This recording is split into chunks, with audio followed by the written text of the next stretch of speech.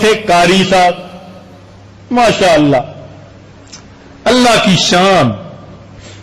ہمارے حضرت ہر سال حج پہ جاتے اور انہوں نے ہر سال حضرت کے لیے عقیقہ تیار کیا ہوا ہوتا.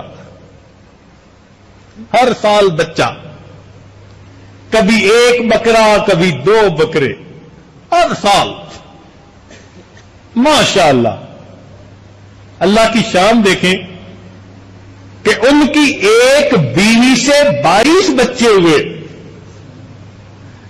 اور اللہ کی شان کہ ان میں سے 11-12 زندہ رہے، 9 بیٹے اور باقی بیٹیاں. اب ان کا بڑا بیٹا جب عالم بن گیا، انہوں نے اپنے سارے بچوں کو عالم حافظ قاری بنایا.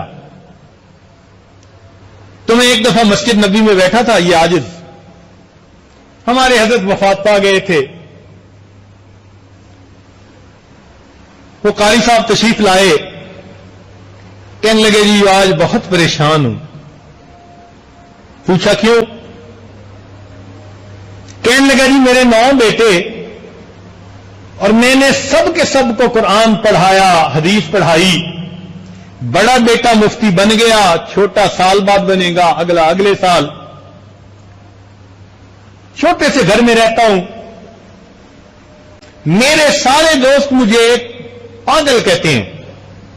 وہ کہتے ہیں کہ قاری صاحب تیری مت ماری گئی، تو 1-2 کو حافظ قاری بنا کے شوق پورا کر لیتا، کسی کو انجینئر بناتا، کسی کو ڈاکٹر بناتا، وہ آج تیرے معاون ہوتے، آج تیرے بچے تیرے لیے گھر بناتے، تیرے لیے کاریں ہوتی، بہاریں ہوتی، روٹی ہوتی، بوٹی ہوتی.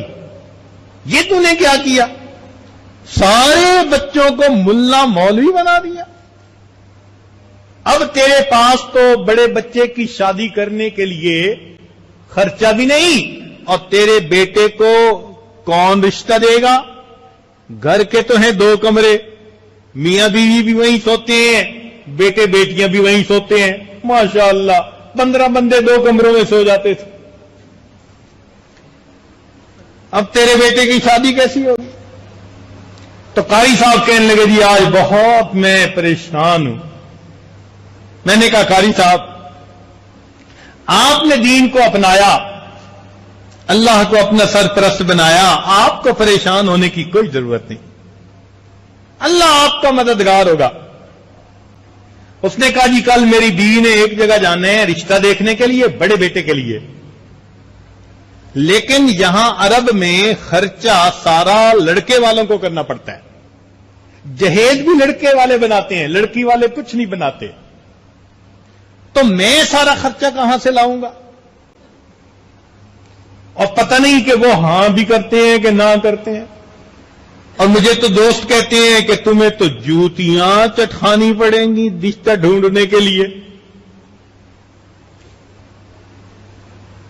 میں نے کہا کہ میں بڑے دربار میں جا رہا ہوں سلام پیش کرنے کے لیے. قاری صاحب میں دعا بھی کروں گا، مگر آپ اطمینان رکھیں اللہ آپ کا حامی ناصر، اللہ کے سپرد کر. کہنے لگے جی بہت اچھے. خیر ہم نے وعدے کے مطابق آگے جا کے مواجہ شریف پہ سلام بھی پیش کیا، دعا بھی کر دی. روٹین کی بات ہوتی ہے، بہت سارے دوست کہتے ہیں تو ہم فقیر ہاتھ اٹھا دیتے ہیں. اگلے دن عشاء کے بعد بیٹھے تھے کہ قاری صاحب ہنستے مسکراتے بڑے ڈولتے ہوئے ایک مٹھائی کے ڈبہ ہاتھ میں جھولتے ہوئے آ گئے. السلام علیکم. قاری صاحب کیا بنا؟ حضرت آپ کی دعا تو ایسی قبول ہوئی کہ نہ پوچھیں. میں نے پوچھا قاری صاحب کیا ہوا؟ کہنے لگے حضرت میں اور میری بیوی ہم اس گھر میں گئے، وہ گھر ایک پاکستانی انجینئر کا تھا، نیک بندہ تھا، اور اس نے اپنی بیٹیوں کو بڑا پڑھایا لکھایا تھا، اور اس کی بیٹیاں بڑی خوبصورت اور اچھی سیرت رکھنے والی تھیں، مگر امیر باپ کی بیٹیاں تھیں. تو ہم ڈرتے ڈرتے چلے تو گئے. وہاں گئے تو 3 منٹ کے اندر بیوی کا پیغام آیا کہ میں آپ سے الگ بات کرنا چاہتی ہوں. میں بڑا پریشان کہ انہوں نے تو 3 منٹ میں ہمیں ریجیکٹ کر دیا۔ خیر میں ذرا کمرے سے باہر نکلا کہ بیوی سے بات سنے تو میری بیوی کا سانس پھولا ہوا۔ میں نے پوچھا کیا ہوا؟ کہتی ہے کام ہو گیا، کام ہو گیا۔ میں نے کہا کیا کام ہوا؟ کہتی ہے ہو گیا، سب ہو گیا، سب ہو گیا۔ میں نے کہا سب ہو گیا؟ اللہ کی بندی بتاؤ تو صحیح۔ کہنے لگی کہ اچھا مجھے تھوڑی دیر سانس لینے دو۔ اب اس نے جناب تھوڑی دیر آرام کیا، سانس اس کا ذرا ٹھیک ہوا۔ اب وہ کہنے لگی کہ میں اندر گئی، وہ عورت مجھ سے ملی، مجھے کہنے لگی کہ میرا خاوند انجینئر تھا اور جاتے ہوئے مجھے کہہ گیا تھا کہ میری بیٹیوں کے رشتے ایسے ایسے کرنا۔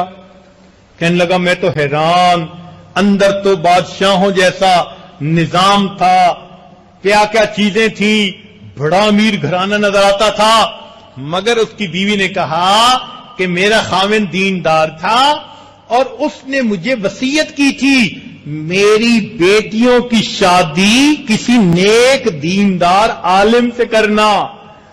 تو بیوہ نے کہا کہ میں تو وصیت پر عمل کرنے کی پابند ہوں، اور اگر تیرا بیٹا عالم ہے تو میں تو اپنی بیٹی عالم کو دوں گی۔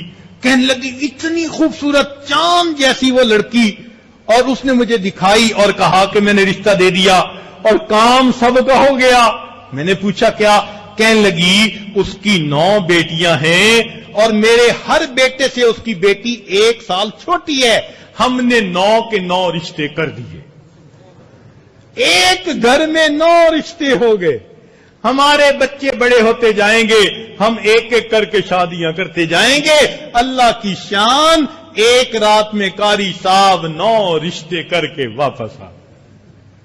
میں نے کہا وَهُوَ يَتَوَلَّى الصَّالِحِينَ، واقعی سچ بات ہے، اللہ تعالیٰ نیکوں کا سرپرست ہے۔